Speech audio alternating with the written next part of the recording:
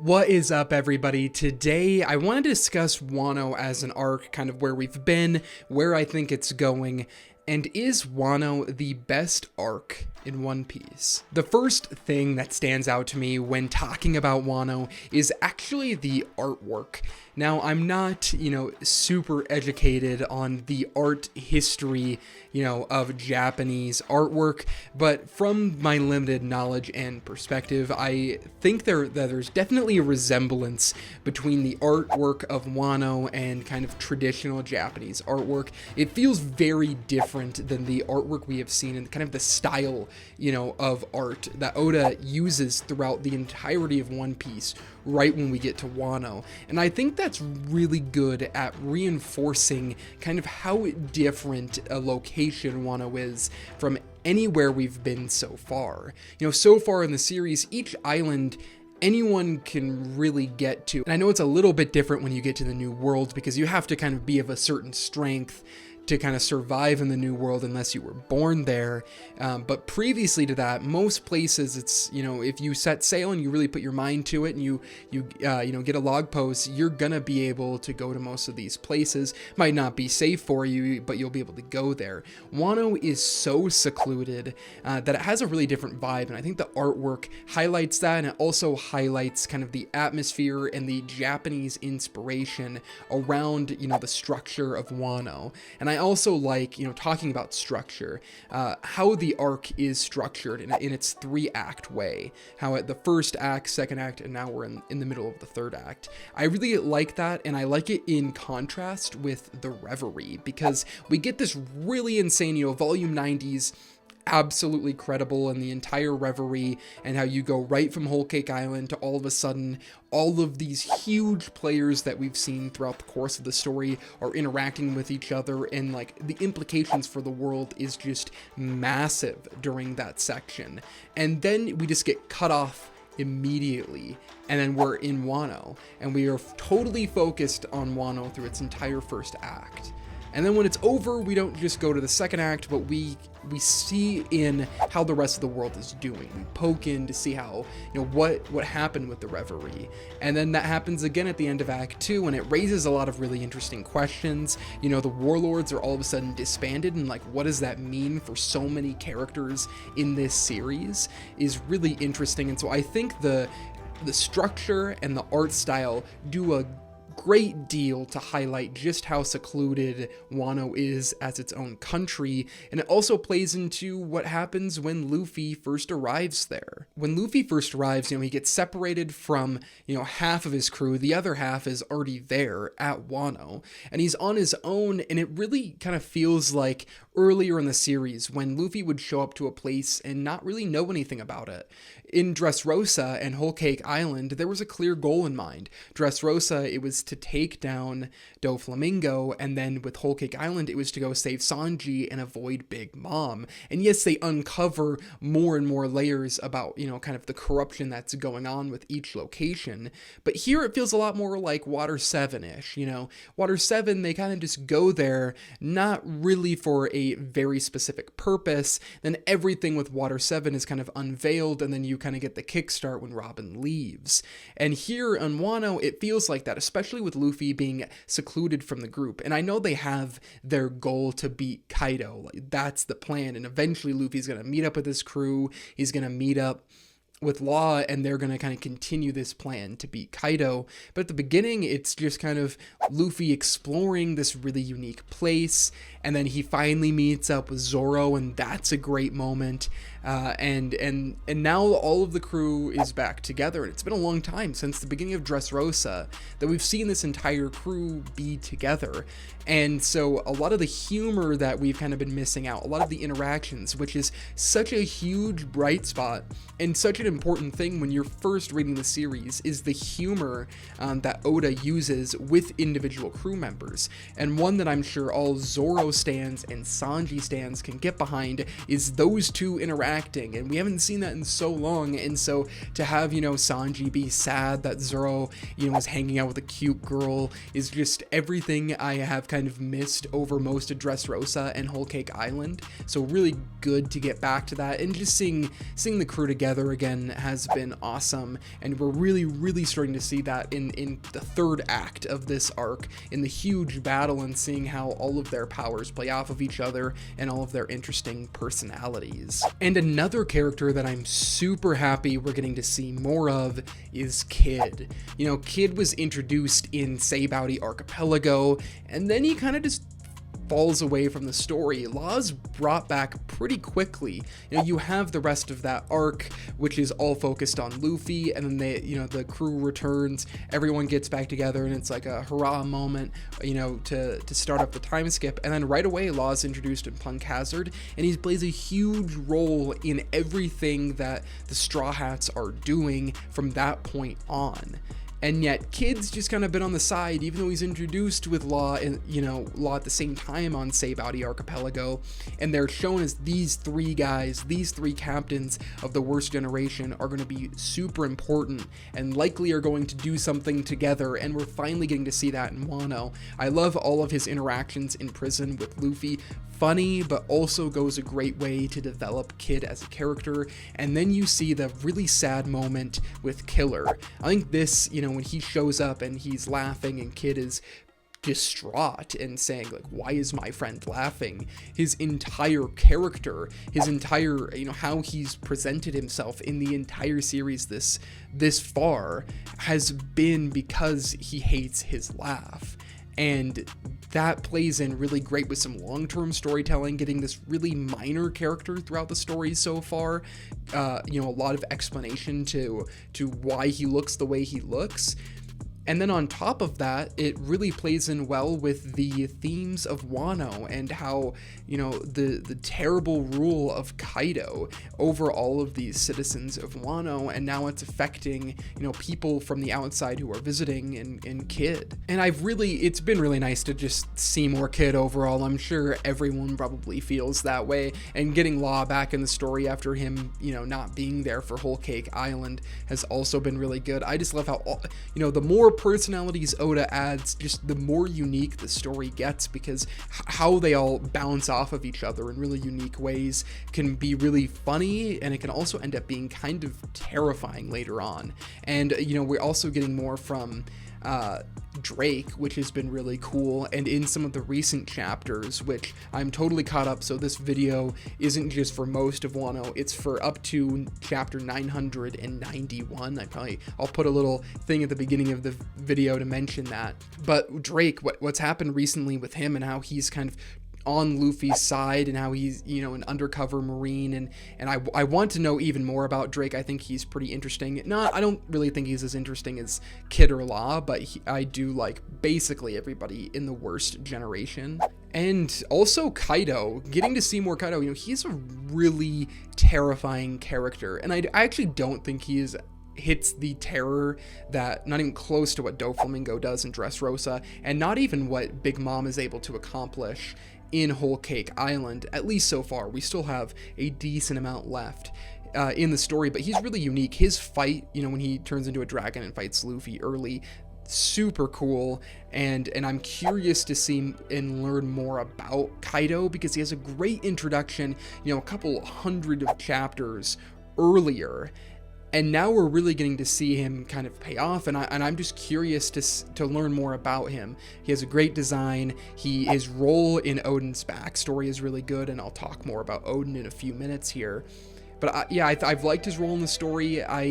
He doesn't really, at least at this point, stand out besides his design, and just because he's strong. There's nothing else that really stands out to him as a character, but we also know really little about him, and I'm sure we're going to get more about him probably pretty soon, which has me really excited, because Oda has nailed it with his last handful of villains with, you know, Big Mom, Doflamingo, and then Katakuri, who I think is mainly a villain role, but now he's probably not going to be as much of a villain moving forward in his role in the story. So Oda's really hit it out of the park the last couple times.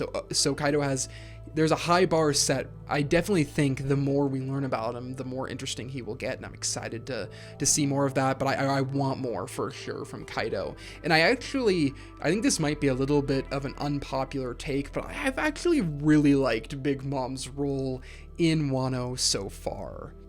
Big Mom, I think, is perfect in Whole Cake Island. The kind of hits of terror and goofiness and that balance, and the mix of Katakuri and alongside Sanji's really great development in that arc. She fit her role perfectly, and now she's just an absolute wild card. And I know a few people don't like her quite as much because she's doesn't have the raw strength of someone like Kaido, and isn't as cool as Blackbeard or Shanks. But I think she fits the humor side of One Piece really well. And like I've said so many times before, One Piece often feels like a straight up comedy, and so I don't think sometimes it can take away from characters if you misuse it, but I don't think that's the case at all with Big Mom. I think the humor has actually made her more relatable and added a lot of nuance to her character. She has a couple of huge extremes, and so seeing her go from when she gets amnesia, it's kind of this really sad moment, and it's not really portrayed like that, but when you step back and think about it, Big Mom has the potential to be one of the nicest characters we've met, and yet with things in her past and how people have treated her and how she's kind of gone too far with her hunger, that's not an option. And so you see kind of both sides of it, and you see, this is the same person who terrorized Pudding and has terrorized the people of Whole Cake Island, and then all of a sudden she gets amnesia and she's with Chopper, and she seems super nice and she's like caring about everybody, and then right when she gets her memory back, she's back to the same old Big Mom, with all of really showing all of the traumas of her past. And her and Kaido, I think, have interacted really well together, and some of the Big Mom pirates have kind of been just a gag piece so far, and I don't necessarily think that's a bad thing. I've talked about how in Whole Cake Island, one of my biggest criticisms of what could have been maybe the greatest arc in any shonen I've seen before, kind of holding it back a little bit, was outside of Katakuri, Katakuri and Pudding, I wasn't really a big fan of any of the other Big Mom pirates, so I'm not really upset with them kind of playing a more humorous role in the story, and I'm sure we'll get to see more intense moments from them in the future. But I have actually really liked Big Mom's role. I think it fits, adding the humor side of things, I think has worked really well for her character. I don't think it takes away from her being menacing. I actually just makes her be a little more tragic, how this could be Big Mom all the time, and instead she does have this really dark side to her, from things that have happened in her past. And of course, we get the great character introduction and backstory of Odin, the most important character in this arc, and also a character who died 20 years before this arc has taken place. This gives me a really Game of Thrones vibe. And I don't want to compare too much to Game of Thrones, but there is some really interesting takes on Oda of that story. The Red Wedding is a huge thing, having a murder at a wedding, and that's kind of explored in a really funny way in Whole Cake Island with Luffy's take on how he would, turn on a wedding. And then you have here where, Game of Thrones, that entire story, and it's not the only story that has this, but, it has a character who's dead before, a character or a pair of characters who are dead before the story starts and are immensely important to how the current events have shaped. And that's exactly the role Odin plays. Odin has forced everything about the plot of Wano outside of Law and Luffy's different decision to go take him out for other reasons, go take out Kaido. But Wano as its own place is deeply rooted in who Odin was, and that backstory is just unbelievable the more I think about it. because you introduce a character who's been built up for so long. Like, Odin has been talked about forever, for so many chapters, and they introduce him. You know he's dead. We know he's dead when that backstory starts. And it doesn't matter, because we're getting all of this great story about Odin and how, he ends up boiling and the things that he does for the people he cares about. And just seeing Odin go from kind of, you see Odin go from a little bit of an irresponsible kind of a guy who just wants to travel to, after he does his traveling, after he goes on these adventures with some of the most iconic people in the series, Whitebeard and of course Gold Roger, then he comes back and he's a way better leader, and he sacrifices so much for the people of Wano. And so his backstory is absolutely incredible, but it also gives you some great moments looking at, who was Whitebeard, who was Gold Roger back in the day. You get the introduction of Laughtail, which is really cool. Again, maybe my favorite panel in the entire series outside of Sanji and Whole Cake Island is Roger laughing. Absolutely incredible stuff there.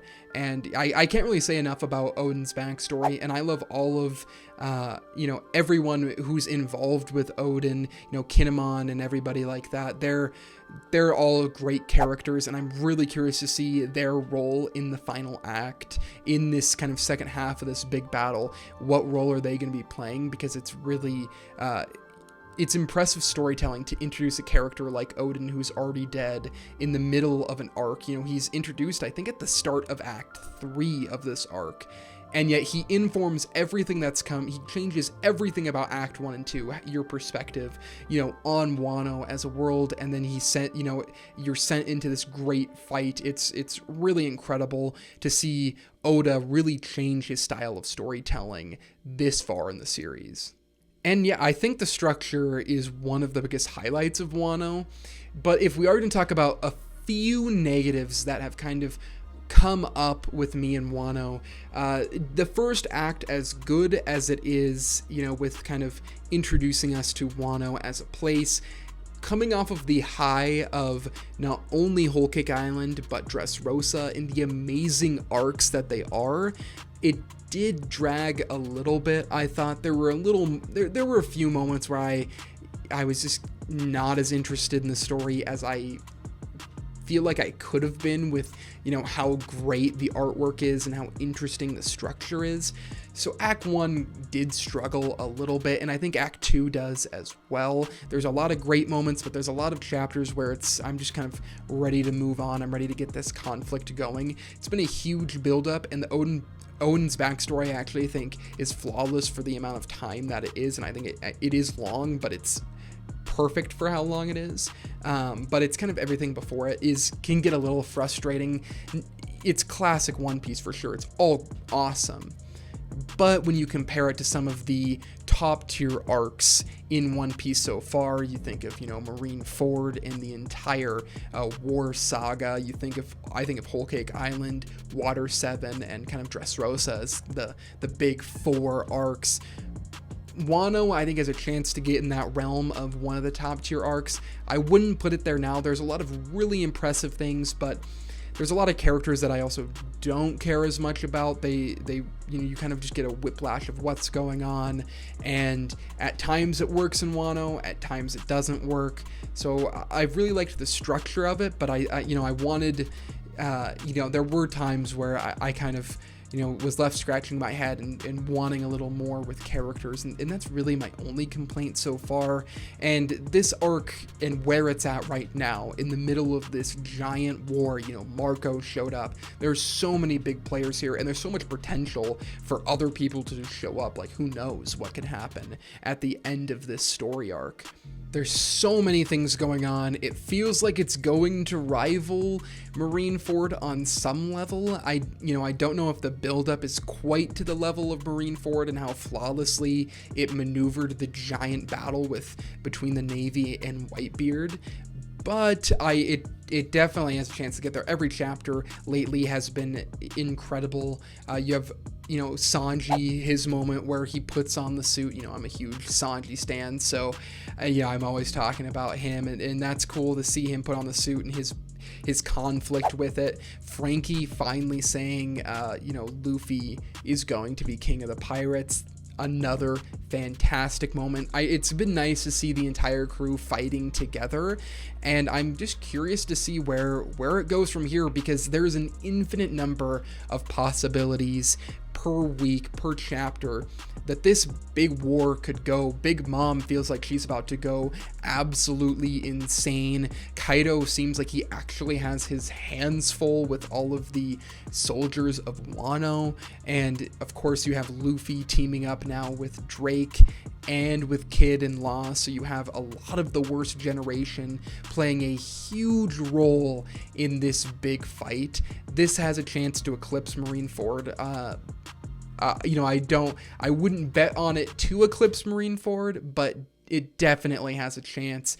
And depending on how this third act goes, in a similar way where, when I first read the first 2 acts of Wano, I was into it, but I wasn't, I felt like I wanted a little more. And then I got Odin's backstory, and it made me kind of recontextualize everything I had read before. And I was like, okay, this is pretty incredible. I think the end of this arc, and how this war finishes, has a chance to do that thing for the entire Wano saga.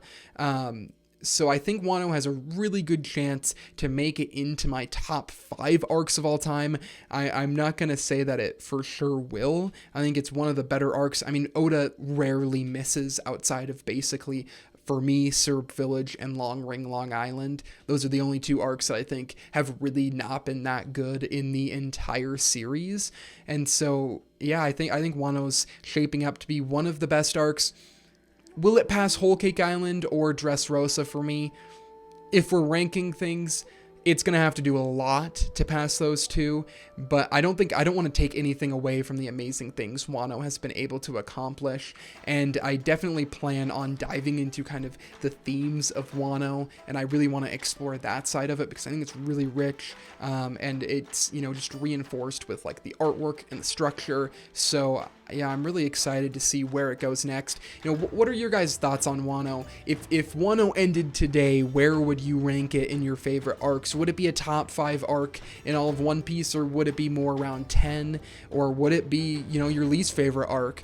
And also, where do you think it's going to go? What do you think is going to happen with Drake? Will Kaido die?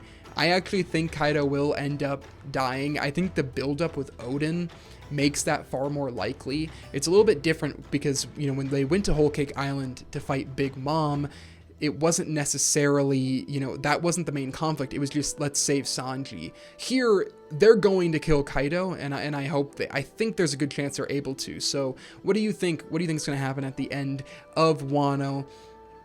Do you think it's shaping up to be one of the best arcs in One Piece? This fight, I think, is going to have even more implications on the world at large, and I really want to know kind of what's going on with Sabo. Is he alive? Which I'm sure he is, but kind of everything about that. So yeah, thank you guys for watching. There'll definitely be some more One Piece videos coming up. I have a really exciting video on Buggy that I've been working on. I'm very excited about that. So if you're a Buggy the Clown fan, stick around for that video. It'll be out in the next, couple weeks here. And so thank you guys for watching. Make sure, if you want to support me, to my Patreon's down below, subscribe to that if you can.